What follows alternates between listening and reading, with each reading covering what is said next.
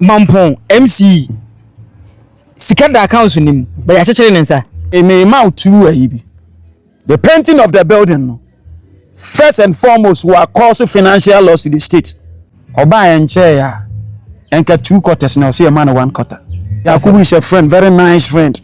In a way, may I even say ba omo mana man tem said you no canon kra omo ha mampong. Omo ha mampong. You say NDC edi 10 months, omo 11th month ni we di 10 months. Or 11 months. Common fund no so oba day 1 na sika nke de man no. Oba day 10 no say sika na ani dey. You know aware say mampong kra almost 60 billion. What better? Saudi. What better? Saudi. Abusia yeguso edidi enkomo LGH report so why Bema ba? Yes share. No. Asante Mampong MC. Yeah. So far oba enche na probo ni nyuma yemu no so far hu ni say. Well, you can't oba enche na say na ye pese ye kire. Say me I think say when you 6 months bra. Na who cause am? The No president one buy the course of side. Enti me I will not accept the fact so buy enche. There's a way that won't tum so one Say ni kwase ye jitum. Na so oko public accounts committee no. O declare ho say oba enche ema chairperson ejitum say chairperson no party be ni. Okay, so me ho dey say me na me free ban ni. Say me nyintum say oba no onche no. E sika na ye dey adwuma no. Sure. Oba enche ya enka 2 quarters now see a man 1 quarter. Onso waka asem. Yes. Yakubu is a friend, very nice friend. Yeah, politics. Yeah, last hour you call Kofiase. Me sure say obeti program. Yeah, free platforms former MC can send me. And Yakubu come say why na dey manyam o mount ye na nyanko. Ozimo hu former MC say o mo ko ye na ye ba. Me na be so things no me pen from the technical point of view. Sure. On my no. Near common fund chair no. Sure. Alexander the Great, Jesus Christ. We are some would say. Why can I say? We're rhetorical. Omo ma mecho we are saying. Era Muhammad. Omo mecho we are saying. But our impact was felt. So it's not about buy a chan as or buy and che. You are linking the present day to biblical. Yes. Na say no one here the Biblia. Why? You are not being fair. No, and yes, sir. And what is the essence of history? Okay. So they ask you. And the Bible, the Old Testament and the New Testament. And me buy and chain doesn't come in. The last one with respect to me buy and chain. This one I won't even say I stand to be corrected. But with time, no, right to information bill into Benya say, you know, Nisika was here the man. Or buy any shas here the man and I say, Omo back the tea. Back the tea. Fantastic. And there's a say, Juma one year crowd and say back the tea and pa. So until or buy and chain, it doesn't come in. Obey Juma, you come to inherit 2 things. Sure. Assets and liabilities. So what I say, Agyapade and AYEKA. Oba na kan kwa na oho a una also be leader na wafa. Oba na Agyapade oho a na wafa. Finito. And to me buy and chair is not an excuse. In a way, may I even say ba omo mana man tem said you no canon kra omo ha mampong. Omo ha mampong. Because there's a way they direct to the president. Say omo party no yes. So president is on the appointing authority. And the omo ha mampong. He doesn't come in. So buy and chair or buy ache. You say NDC did 10 months, some 11th month ni we did 10 months. Or 11 months. Because as I'm saying, say common fund no. So about day 1 na sika nke the man no. About day 10 no, say sika na ani dem. You know aware say Mampong kura almost 60 billion cash. Yes. Say 2 trenches. Fund. Yeah. 2 trenches. Now NDC I dey be my member o ma abaso. Na first no common fund no. Where common fund administrator no more the capping atoso. The capping na. Sika no ba me fan say 10 cedis a. Omo timu di 8 cedis ton no more on kind. Force near the abre omo ha. near the 2 cities per aba. First no. Yes. Oh, okay. Atena almost time correct no be NDC way. Mahama yi sha de na free ho. Ati say the bad direct. Sika ni nyina aba ho. But MC was ka. Yeah, behind the scenes no so ye mu bi won say politics na ye hu say even though sika ni nyina aba down ha no. But ya sa chire o monsa. Ah. I'm telling you. Honorable Yakubu Tia no. Ya sa chire me say ya sa chire o monsa sika na dey hit account no. Ti say ya chire o monsa dey say eno ma o say the local contractors ni emfa mo obi we free kran ba be ye. Wo dey o ha. Eti Mampong MP. Enya Mampong. Honorable Yakubu. What am ye? Onya Mampong MP. Onya Mampong MP. No, I mean MC. I stand to be corrected. Yeah. What I mean is Mampong MC. Sika da account nim, but ya chechere nensa. Asama me kan en senga on out. Be say sika na beto MMDCs ni ho. Even though on just kan nyina aba omo we no correct. But ya chechere o monsa. Like how? When we say I chechere o monsa, for instance contracts. Contract bi wa. E was see the man local persons. Mami Bobby the party chairman or no qualified to do a contract or see a demand, but I'm hearing from man, no be friend can ban the man. Yes, I watch 3 MC. One yes. Sikane de aba kama. And then yasa direct to omu and they call something legacy projects. Sure. Projects now all government no. Na one you. Almost amun chusubi. No monye. So yeah, I think so call public accounts can yeah, I'm so amun chusubi no monye. Eti u chusu a say contractor bi ho dada. O pa abo man to aso. O hwe na ne no man sisi a o man to aso. Yeah, and so ho. Yeah. But I remember oba me na nante. Ti we went to Kofiase. Project bi ho. Yeah. Offer instant na offer contractor no. Yeah. E ma ne buy. Mo ne di home company. That project ben. School building. Yeah, Damascus. I think Damascus. Yeah, you see we aka commission in nko. You see we by ntimi an commission. Thanks to Apia Kubi. Yeah.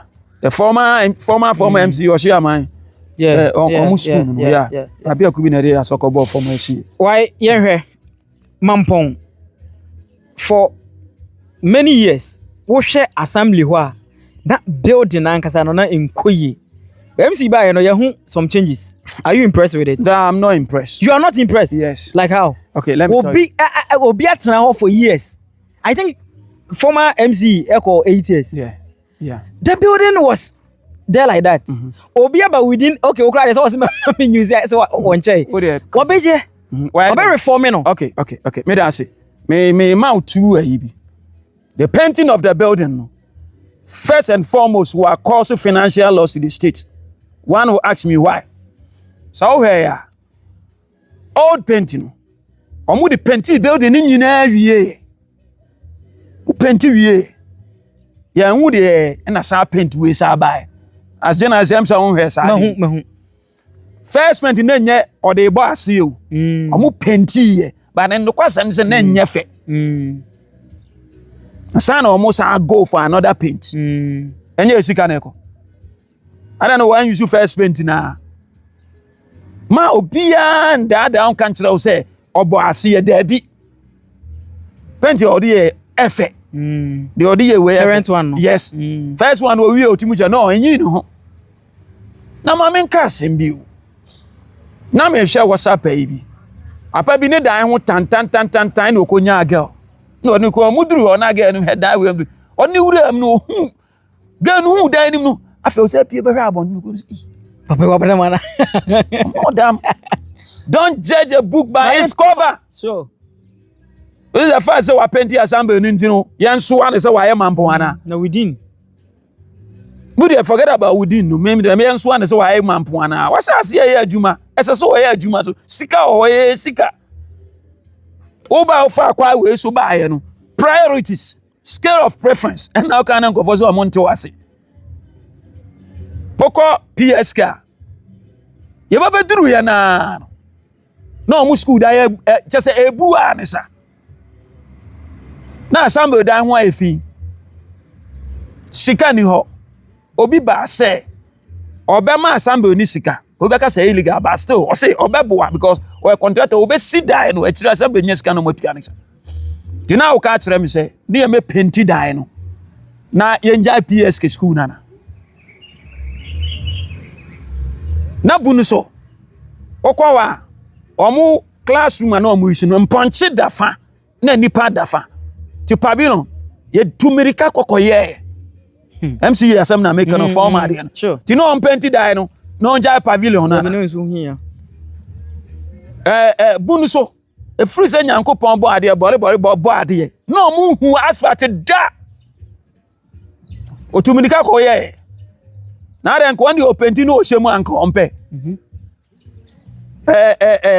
fro atonsu aja no mu bridge mu achemienu ensuo no na untimi mfa kan kroso oturumika kokoye ma esa gu susiye omso no mu kota ada beka mu kota ada kota ekokrumo na nko onya no mo penti dai no brengo no mu kota ada ye gu first coat ye ntimi angu second no amakwan no say no kra de e ba akopɛ Mampong patam ha no se ye nkuro ni nyina si ho no ma ho the former MC na ya nkofo hunu na omo kasa ni say no school ada wo sisi ye wo Mampong ne patam MC BNCB apia kubi really out here here school ada ya apia kubi tenor of office Mampong ne patam anya MC BNCB wow it's on record road network sorry anajo no okono oba no okono oba Mampong road network say na hunu scholarships dinamika so obi on the priority oyana media for nkrofo kasa ena assemble nani mu okro asase adwudwu ho bema ba machines na odi dwudwu ho no why na dey buy aban dia da bi why na dey buy na say dey ono so woye ya buy dia MPP aban that's so nya MPP aban dey Ghana government buy and apia kubi na machines ni bezu ena nya no mu bi recharge job ni ade no how many dey charge assemble no job no mu recharge na nya bone assemble no IGF na say yade e pesca ma assemble no enya bone ti abusia we dey yen stating on record say enye otherwise Dabi so di koye bibi illegal Dabi omo de ya adwuma man krofo a assemble ni sika sure why na dey buy and the idea na ba no just say NPP na to aso anke anye enti bia na previous one ni priority now na membra ono aso sesi osi wa penti assemble wi owi a wa dey bi onana na ntede ebiem no wa eye kasa no wa kan bebre yampa ebo ne se kasa na wa kan nyina emrem etimi me de we MC the current MC ya be ka bibi se ka be de memma no one good year so next year nyame de chair na meko obetima kan asem yi yeah but when the yes you say I have to say it so making comparison between honorable Apiakubi you can't even compare for per question and person Vicente America sir enti comparatively we shall say ono prioritize schools and our projects American sir na the new MC so by also target first and say obe painting we no do you think say miss appropriation of no it hasn't come in okay and a priority no onye boni bia I say me can say me say I sure and I'm saying this is my penty I did it twice very bad which is causing financial loss in the state who's that we were the act now financial loss no it room maybe a nipa no enye sika na wadi enye sika na wadi ya moment sure but I dey bu na edwin sen ko ye ni say ya kebe ye yi ena oye ni say eno anu no enye sika bia na wadi no won ni sika bia me ni any evidence to prove say with this no you think say no say ko consider colors no cry first yeah I'm so am planning man no ye mistake kakra say unim technocrats no am we smart enti we politician now so at times one ahead of time to me bibi ball kakra south ase because say omo break even here no ma bi anka I think say okay apart from no e dey be no why also on mass speech speech in there say ye na djuma e wo so wo ye say e dey no ba say omra na omeboa Mampong sure me dey am pen say obi e bi aduru ba bi ono so ba beto enya bone we nansanse miti romo bi pa let me push it in I'm say moment to ye book akra o na de na hiafo ma de ya mo mpese ye de ebe yie bi political iti romo bi say obi say disability fund 50,000 ye rapia kubi afade ama assembly na se wa fadi na say masa wo nim sade assembly common fund TikTok net trend assembly common fund no mu nim sade ho nsamtie enya bibia na de politics na even under 8 years no disability right sika bia ama etwa mu 20,000 wow I'm saying this on the record the people are there sika bia ma etwa mu na more than 20,000 and na make say sika no sade na omo te ne soro ho no de na ba no disability kura bia ye pe fridge na am kura na omo ate wow so ahu and mara no so makwai sa time no acting from source eti baba no say na oh yeah ordinary person na who him say eti wo dia ufa omo ayi na ota general say na ahade adesua na efia ufa eno ma bi wa say de obehunu no enti na ye mo appear before a park no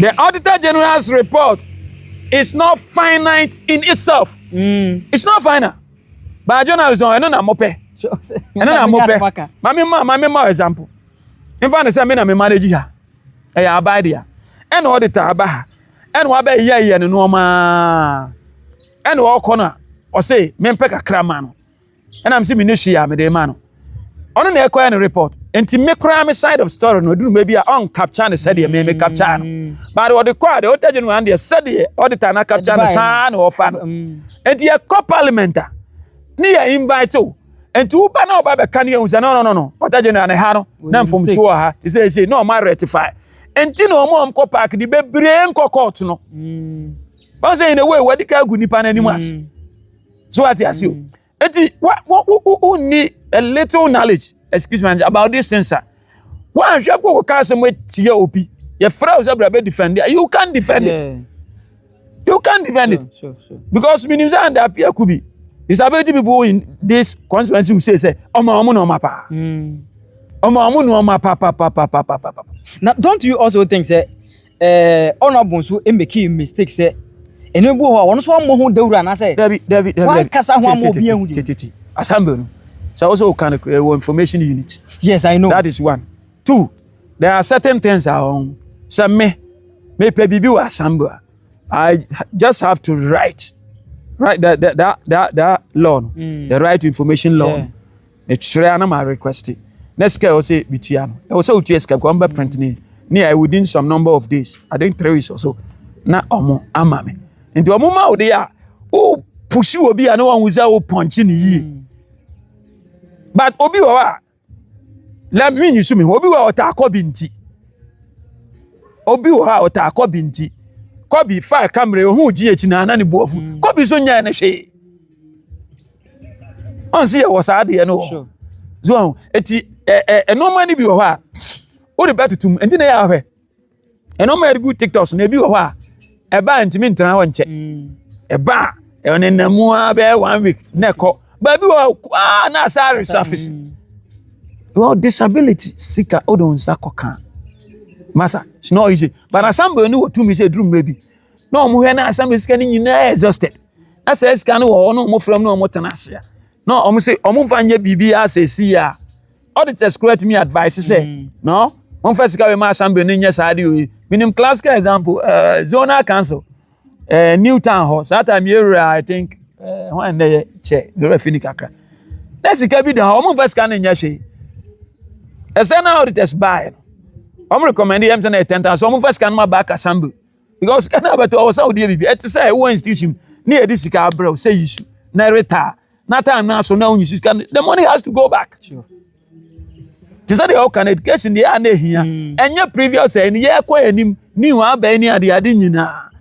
But who person obi education do maybe also hu obi a sabi oye a little abreast with certain issues because onya abreast a obe say ni nyina so ahu eti there's many things ye ure obe say we can me hu so apenti die me try ni nurse yi obey at say get fund projects ni ade Jack Kobe who want to come Monica sa wani nye are you telling me say 8 years na bia kubi won na ochara you 8 years no there e course wo Monica na ya reketwa eye Mampong dia e say uta kwadu anu ayi na America one time be me am say na me defending oba bi ni band say na say o dia na udidi Jack ha kwa ho ye ko off so at asem enti yarea Yakubu ya de bompa ye ma no say on succeed unim uyi ye politics ene no ebeye a even within ono a na tell na de na MPP e koso a within ono an say obi sunya akonya no say obetena abi akubi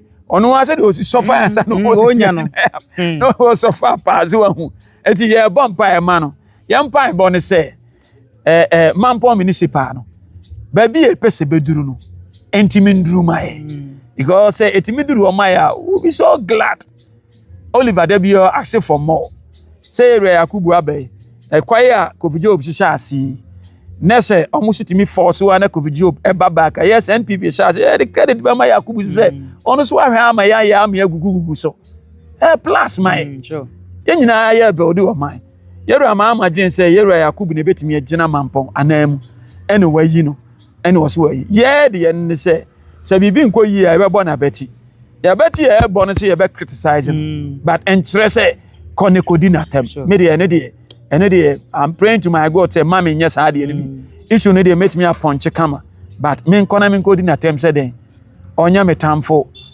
ohumi abro wonu MT kro ohumi anu ame why na mzuma ma ne why enti that kind of cordial relationship or say wo hono na ye politics said ye Mampong politics say do maybe e fe Ubo se ye kun bi NPP ni MPP na ye kon. Ubo NDC ni NPP for virtually half of NDC communicators they are my friends. Yeah, it's true. So what I say omuni midini kunkuma kunkuru and the lies.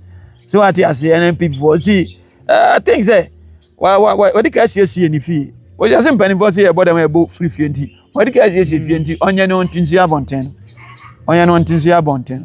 Oba na nka oya now sorry ni nam jom woni ade but eze ma won wa down it's good onye obia ba be yebi ono so ya de obeja ni din ato once upon a time there was also one so called Chief Yakubu honorable he was an MC he did this and this na ni din no kama enti good luck na ye wishing right but opeja na nsa no too much dey Ere Yakubu num say you know be chene pepe in the political way.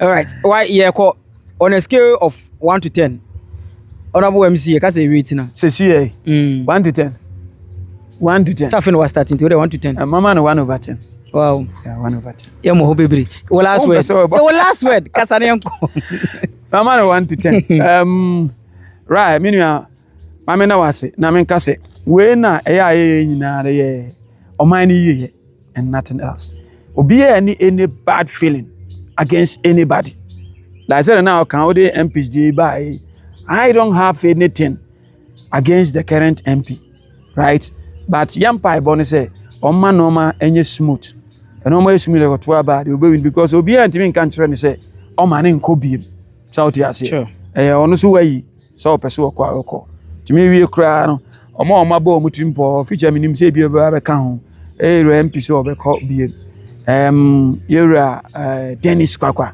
bia me boss so obekọ biem na ya maami so ya na me refi ni din ono so obeba and then the new chip on the block yera apicom say obeba yemu bi ya di empire boy bibia eta nachi ya di empire boy bibia eta nachi say omra na ba oba no yem fanto bo ase odo biakon ye eni nyamesuru ena execute the campaign no ye me campaign bi gidigidi bia but the fact say ye this anu ma we nyina ba be ni say enkyere say ye betena say obi emesisi ye when it comes to the camp of apicom entwe ma obi ensisi ye ye ntwe ema obi ensisi ye kono ye wini a ye wini say other side no God forbid eni so bemu a abam ni yasom na nyina yakoso aboa party me de obi bia ase abusua yebekoso ada obi bia o follow GH report on YouTube on Facebook on TikTok. You better be biase. Koso na share yen videos ahodo no ema edom na enti yenka.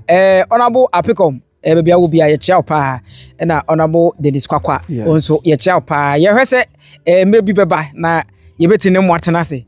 Na monso motimi ni edi nkomo akra. Sad two gentlemen no. How much man edin Pa nyeze. Unim say Apekom, Dennis, me, Jack, easy. Omo fantastic. In the other, I've been telling people, say me sremo.